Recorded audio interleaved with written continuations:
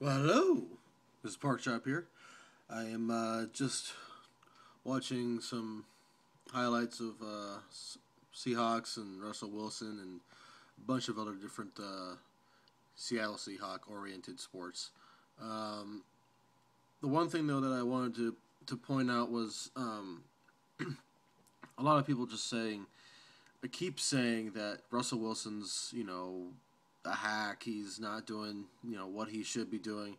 But I mean, like with any new player that comes into a stadium, with any, if you're new at a job, you have to learn things, and you might screw up a few times here and there. Everyone screws up because you know what? It's part of life. We're humans. If we were infallible, then we'd be gods. So what the fuck are we talking? Like, do we know how to do his job? No, we don't. And as far as I'm concerned, he's got a good track record. He's very inspiring. I know a lot of people say that, well, you got to put in Matt Flynn. It's like, well, yeah, okay, great. You can put in Matt Flynn and see what happens, and then if he's a drawback too, or if he's not performing at the intensity that Russell Wilson brings to the table, or if he's, just not doing his job. I mean, so then then who else are we gonna blame? This is the blame game that people like to play. It's whose fault it is. Is it his fault? Is it the linebacker's fault? Is it the offensive line's fault? Is whose fault? Is it Marshawn Lynch's fault? Marshawn Lynch's fault? No, it's not anybody's fault. It's also the fact that we played three NFC West teams that have been based solely on big defense. I mean, look at it. The NFC West has got the best defenses in the entire football league. That is huge, and we played them all at their houses, and all the East Coast teams and North and South teams they have they have mediocre defenses. Our defenses are fucking stacked, and we have to play each other, and it's it's a narrow escape that these NFC teams have won by.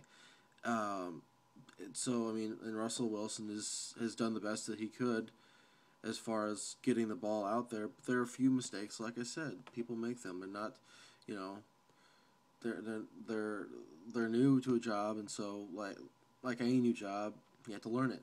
And so I think that if we stick with him and really work with him, because that's how we build a good team. We have second year sophomores such as Sherman and Earl Thomas. We have those guys, and they're not going to stop. You know, putting the beating on other teams anytime soon.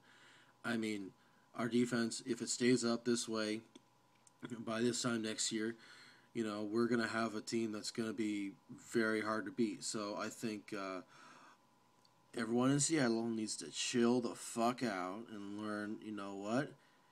Life doesn't work all the time the way you want it to, because shit, it's just part of life.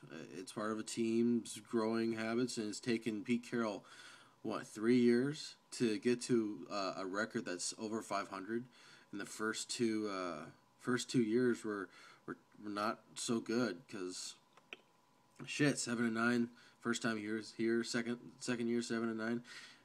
With a 2-6 start to the season for 2011, and this year 2012, he's had a huge improvement to 4-3, with a possible 5-3 ending to the first 8 weeks.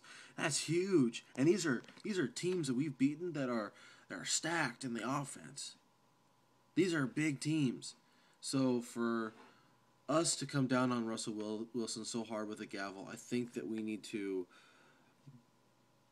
be more patient with him and give him more of a chance, because it, it doesn't work that way. You can't say, oh, this person's not working right now after 8 weeks of playing.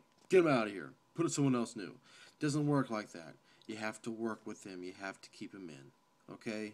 So this is Pork Chop signing out, and hopefully that the Seattle fans sacks. I have. You should too.